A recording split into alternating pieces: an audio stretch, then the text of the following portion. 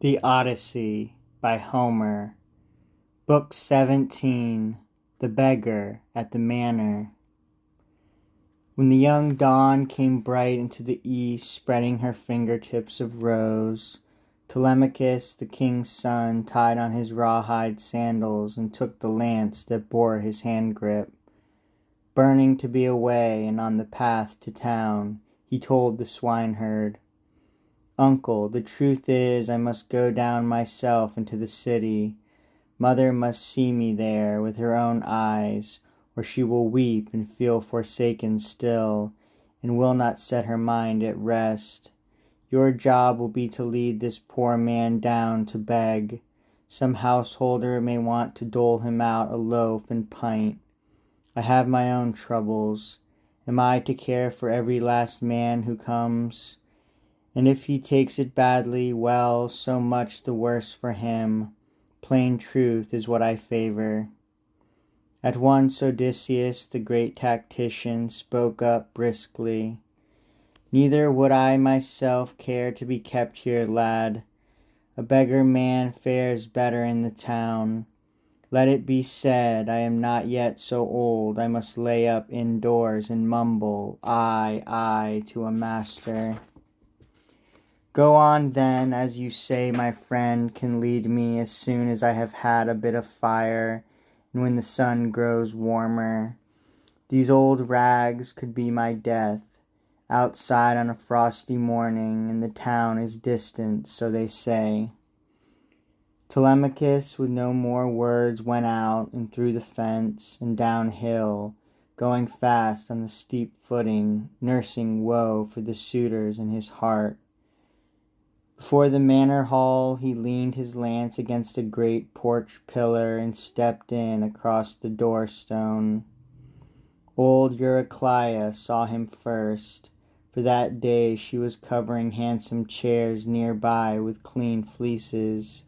She ran to him at once, tears in her eyes, and other maidservants of the old soldier Odysseus gathered round to greet their prince, kissing his head and shoulders.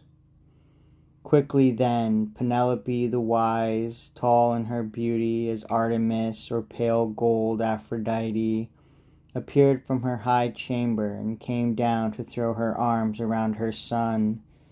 In tears she kissed his head, kissed both his shining eyes, then cried out, at her words flew, "Back with me, Telemachus, more sweet to me than sunlight. I thought I should not see you again ever, after you took the ship that night to Pylos, against my will, with not a word. You went for news of your dear father. Tell me now of everything you saw." But he made answer, "Mother, not now. You make me weep. My heart already aches. I came near death at sea. You must bathe first of all and change your dress, and take your maids to the highest room to pray. Pray and burn offerings to the gods of heaven, that Zeus may put his hand to our revenge. I am off now to bring home from the square a guest, a passenger I had. I sent him yesterday with all my crew to town. Piraeus was to care for him, I said, and keep him well with honor till I came." She caught back the swift words upon her tongue. Then softly she withdrew to bathe and dress her body in fresh linen, and make her offerings to the gods of heaven, praying almighty Zeus to put his hand to their revenge. Telemachus had left the hall, taken his lance, and gone with 2 quick hounds at heel into the town, Athena's grace and his long stride making the people gaze as he came near. And suitors gathered, primed with friendly words, despite the deadly plotting in their hearts. But these and all their crowd he kept away from. Next he saw sitting some way off, apart, Mentor with Antiphus and Halitherses, friends of his father's house in years gone by. Near these men he sat down and told his tale under their questioning.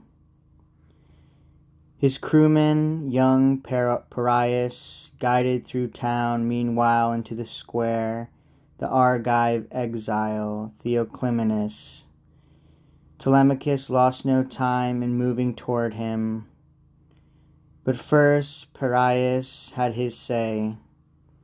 Telemachus, you must send maids to me at once, and let me turn over to you those gifts from Menelaus.